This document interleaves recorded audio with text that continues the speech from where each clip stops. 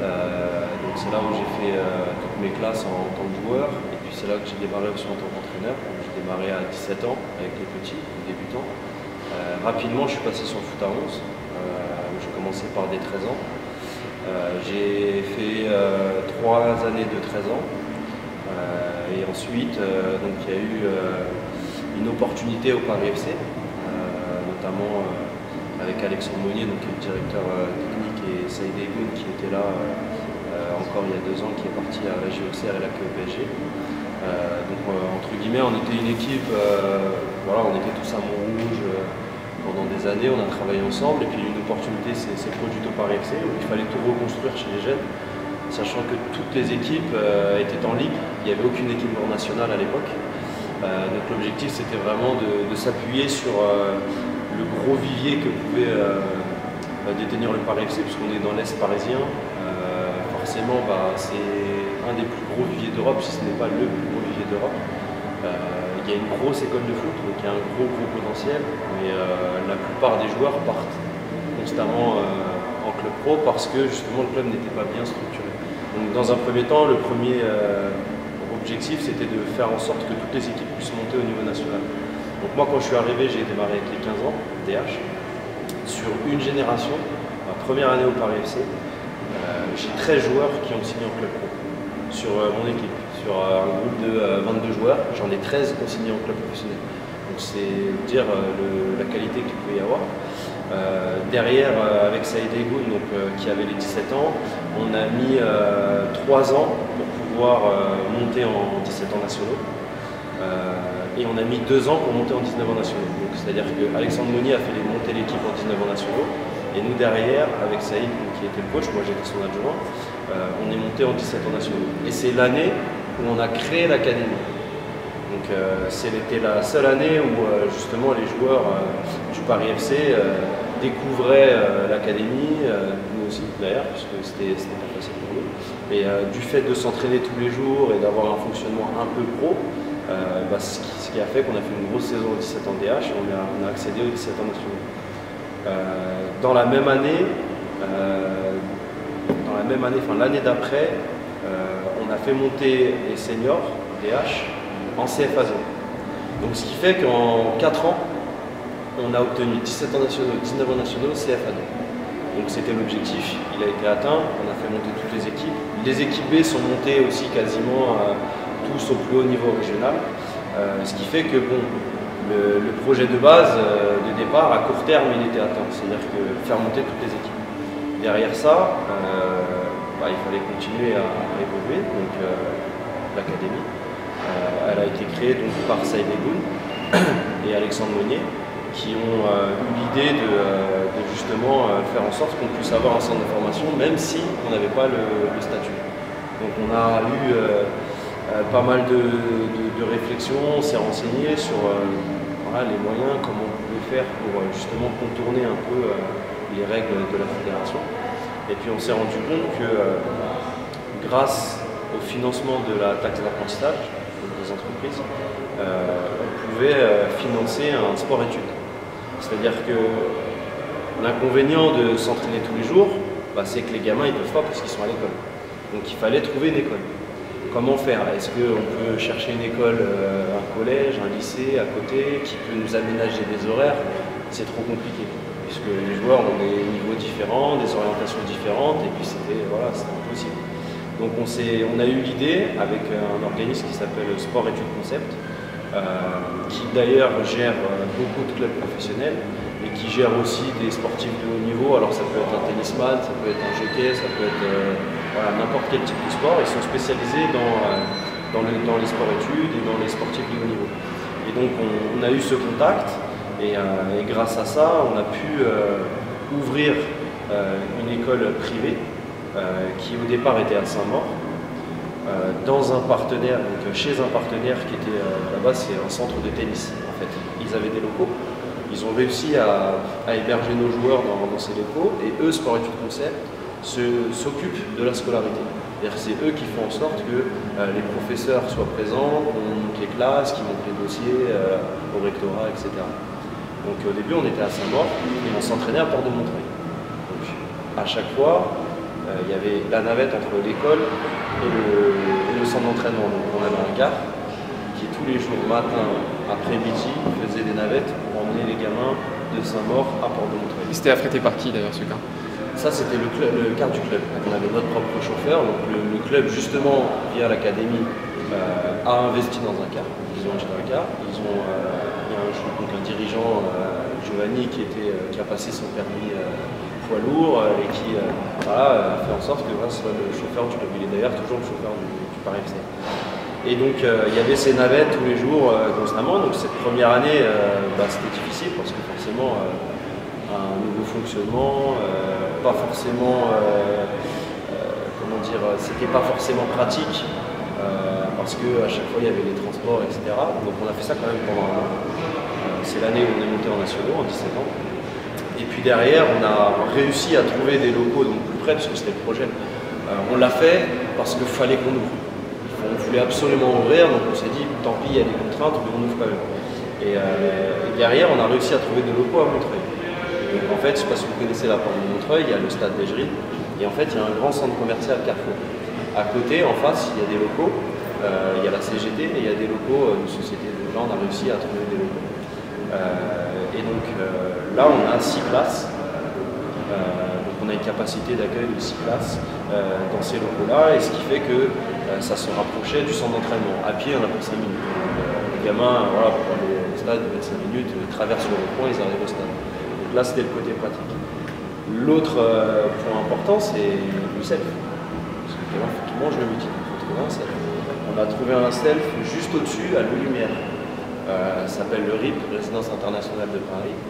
Donc c'est un self qui est fourni par Sodexo. Voilà, c'est un self de qualité et qui est pareil à 5 minutes du centre d'entraînement. Donc là, on a 5 minutes de l'école, 5 minutes du centre d'entraînement. Donc en tout, quand ils finissent l'école et qu'il faut aller au self, ils mettent 10 minutes pour aller au self. Donc c'était parfait. Donc ça fait 3 ans maintenant qu'on est dans ces locaux-là et qu'on fonctionne bien.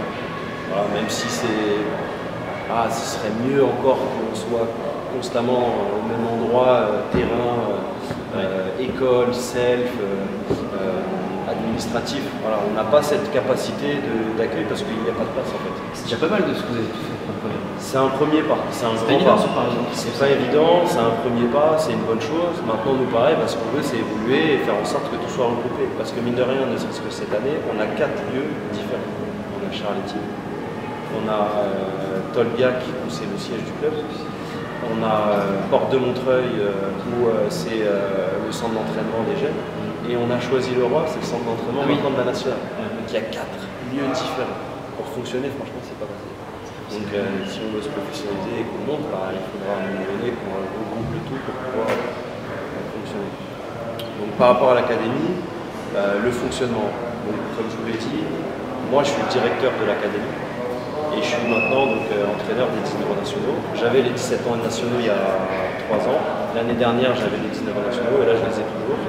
J'ai eu le poste de directeur de l'académie il y a 2 ans parce que Saïd Egoun est parti à la GOCR, donc il m'a redonné le bébé, on va dire. C'est votre ami en plus, je crois. C'est mon ami super d'enfance. Donc voilà, ce qui fait que c'était plus facile parce que moi je fonctionnais déjà, je connaissais déjà tout le monde.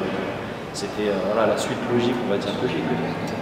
Et donc moi je suis directeur, je suis aussi entraîneur des 19 nationaux, j'ai Karim Le Cannelier qui est entraîneur des 17 nationaux. Dans chaque groupe d'entraînement, on a un préparateur physique.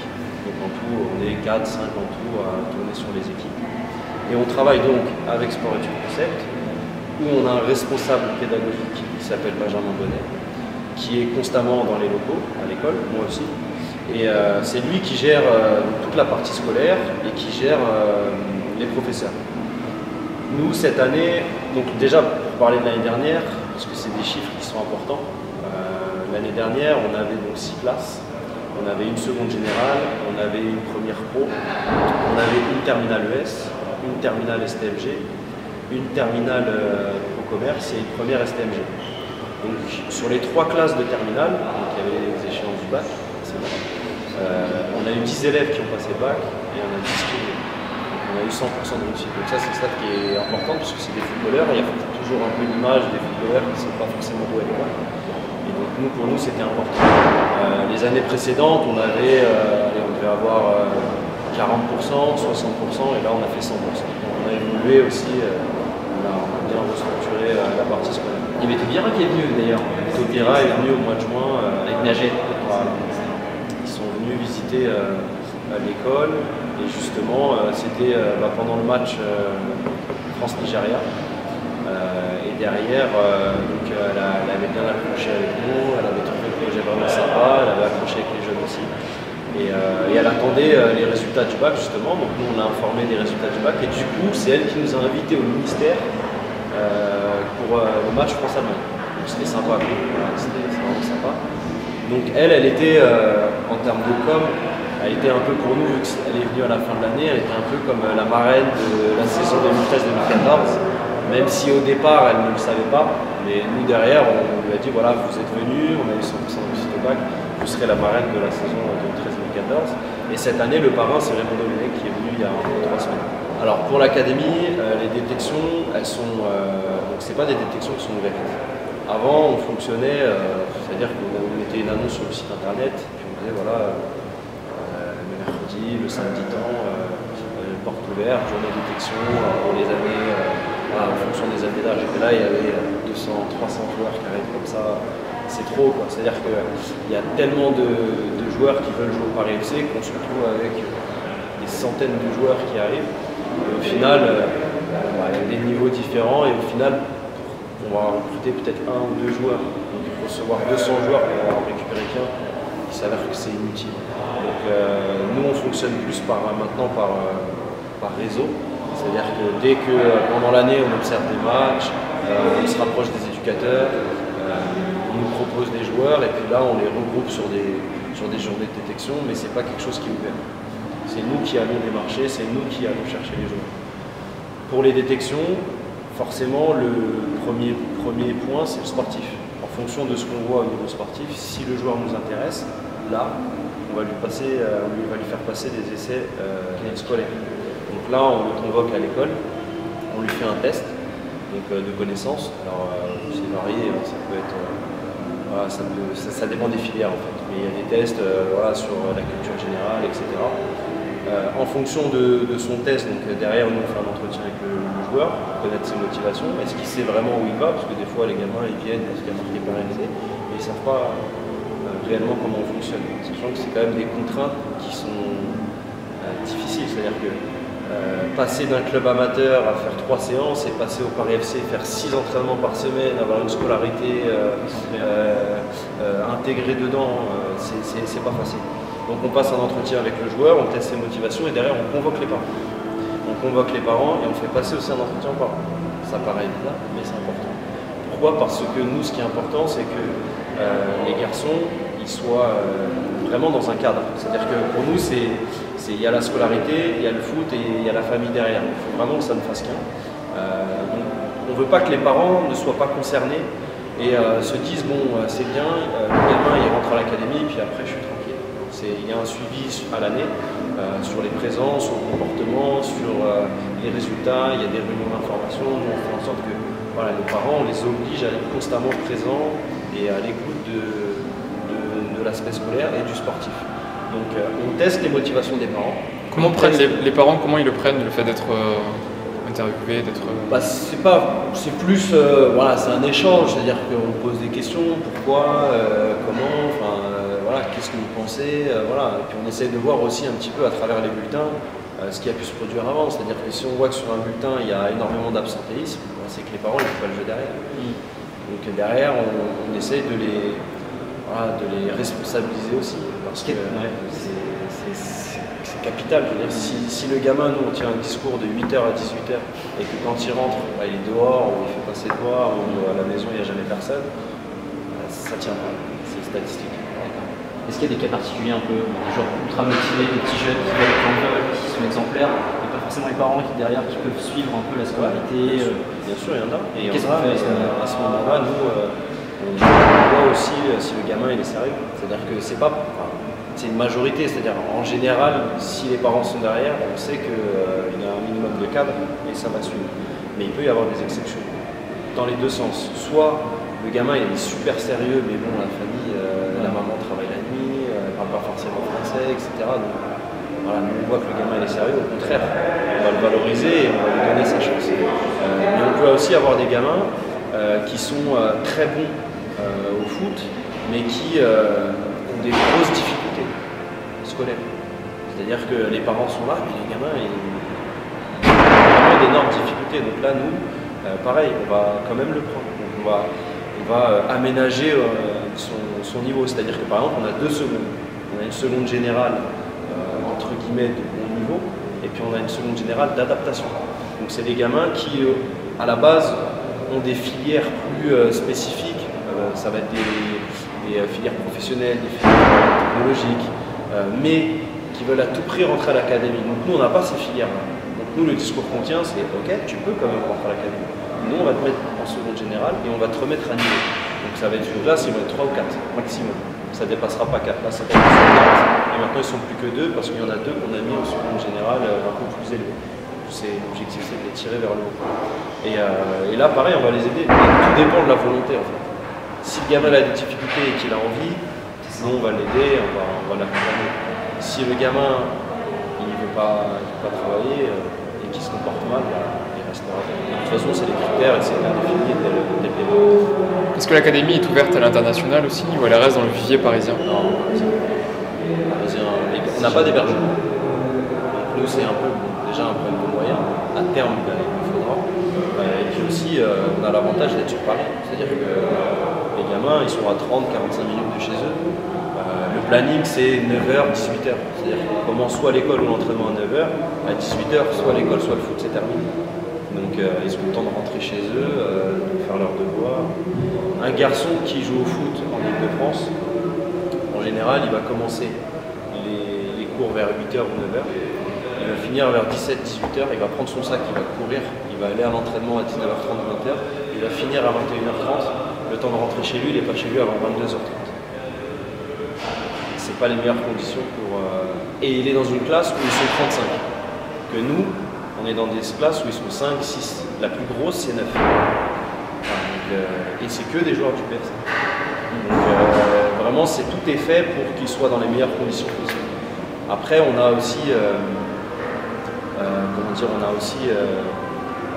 peut avoir aussi des soucis sur les différences de niveau. C'est sûr qu'il y a des gamins qui se sont retrouvés dans des grosses écoles aussi. Quand ils viennent à l'académie, c'est pas forcément une plus-value. C'est-à-dire que la plus-value, c'est je vis de ma passion, je tente mon rêve, et puis ma scolarité est toujours de qualité. Mais quand on est dans des grosses écoles et qu'on est à l'académie, bon, bah, c'est pas... Voilà. Mais pour d'autres, et pour la plupart, je dirais 80-90%, c'est vraiment une chance. Que ce soit sportif ou scolaire, ils sont dans les meilleures conditions. C'est vraiment, on individualise le travail. Donc ça, c'est bien pour eux. Comment se positionne l'académie dans la vie du club déjà? Est-ce que c'est un tremplin après pour intégrer l'équipe première? Est-ce que c'est un tremplin de formation générale? Et puis dans le paysage francilien aussi de la formation footballistique? Alors, dans un premier temps, ça a été fait dans un objectif bien clair de la part de la direction, notamment Pierre Ferracci qui est président, qui a cette volonté et a lutté et nous a soutenus dans tous les projets pour faire en sorte qu'on s'appuie sur la formation de nos jeunes. On voit bien aujourd'hui la situation économique. On sait très bien qu'on voit plusieurs clubs qui sont rétrogradés parce que financièrement ça ne se fait pas. On sait très bien que l'avenir ce sera de la formation des jeunes. Donc le président, ça fait 6 ans, il avait déjà vu, quoi. Il savait très bien que le football aujourd'hui, puis surtout en national, il faut se baser, il faut s'appuyer sur nos jeunes. Donc l'objectif c'est que avec des 17 ans nationaux, des 19 ans nationaux, une CFA2, forcément, l'objectif et la suite logique, c'est de faire en sorte qu'il y ait un maximum de joueurs issus de l'académie qui intègrent l'équipe première. Donc ça, c'est la vraie volonté du club. On a eu l'exemple de plusieurs jeunes issus du club, Kenny Lala, qui est signé à Valenciennes, qui est pro. On a Karl Toko, qui était là l'année dernière, qui maintenant est à Sochaux. Là, on a Baboy dans l'effectif, Traoré. On a cette année, issu de la génération 95, les 19 ans avec moi, on a Maxime Louvray qui est 3e gardien, on a Vincent Pires qui est milieu de terrain, qui n'a pas joué encore en CFA en national, il a fait juste la Coupe de France, une rentrée. et puis ils jouent constamment en CFA2.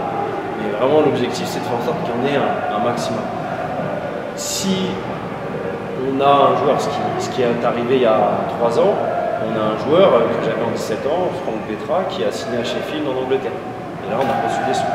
Donc soit on forme pour l'équipe première, soit on forme pour peut-être aussi vendre les joueurs s'ils sont recrutés dans notre club, et puis surtout aussi on forme des hommes. C'est-à-dire qu'il y a vraiment une identité à ce niveau-là, c'est que sur les 37 joueurs que j'ai à l'académie, allez, s'il y en a 2 ou 3 qui réussissent et qui font une carrière dans le football, c'est déjà beaucoup. Donc la plupart, ils seront réorientés plus tard dans d'autres clubs, en Ile-de-France, en province ou autre. Et l'objectif, c'est vraiment que dans 10 ans, ils reparlent encore de l'académie. C'est-à-dire qu'ils se disent que si j'en suis là, si j'ai réussi à avoir mon bac, si j'ai eu mon diplôme, si je suis ce que je suis en tant qu'homme dans la vie, c'est parce que je suis passé par la PAREFC Academy. On essaie de créer des valeurs éducatives, humaines, à travers le sport. Et ça, c'est important pour nous. Donc il y a vraiment c'est pour, bien évidemment, pour former pour l'équipe première, mais il y a aussi des valeurs qui sont indéniables. On ne peut pas juste miser sur 1 ou 2 joueurs qui vont être professionnels, parce que le reste, c'est vraiment important. Donc ça va les suivre. C'est-à-dire que dans 10 ans, je sais qu'ils en parleront et qu'ils seront là pour raconter, témoigner, en disant voilà, je suis passé par l'académie, ça m'a changé, j'ai appris ce que c'était que de m'entraîner tous les jours, que de faire des efforts, que de me lever le matin, d'aller sur le terrain, que en même temps suivre un cursus scolaire de qualité, avoir un état d'esprit, parce que forcément on est dans un groupe et on vit constamment avec les mêmes joueurs. C'est-à-dire que de 8h à 18h, ils sont avec nous constamment, donc ça crée un état d'esprit, ça crée des liens. Peut-être que via l'académie, il y a des joueurs qui seront les meilleurs amis.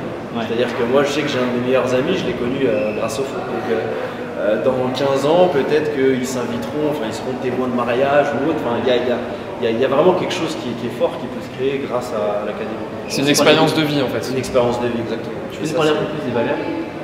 Les valeurs que nous, on met en place, déjà, il y a une richesse par rapport au vivier et au public que l'on a. Forcément, le football, c'est un milieu très populaire, donc il y a des origines qui sont différentes.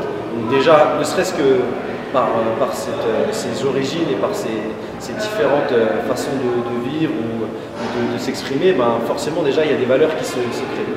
Alors, on a des joueurs qui sont issus de quartiers, on en a d'autres qui sont de milieux aisés, on a des religions différentes, tout ça, voilà, il y a une espèce de tolérance, comment dire, de mixité.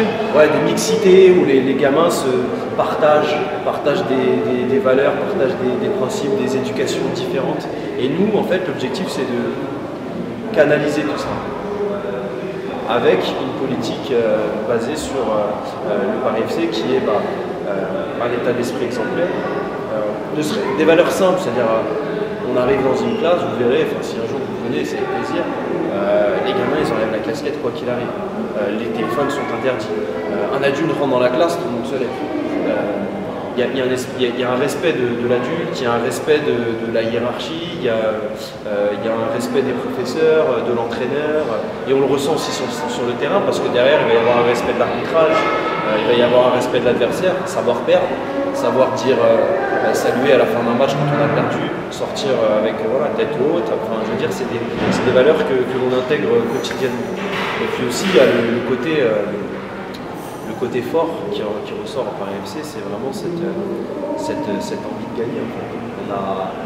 On a fait des bons parcours en Gambardella les années précédentes parce que c'est vraiment il y a un état d'esprit qui ressort qui est on est un club amateur, personne ne nous a donné notre chance, c'est-à-dire que il n'y a pas un club professionnel qui est venu nous chercher, ou alors j'ai été dans un club professionnel mais je n'ai pas été gardé. Et puis eux, le PAREFC, ils sont là, et puis ils me donnent une deuxième chance.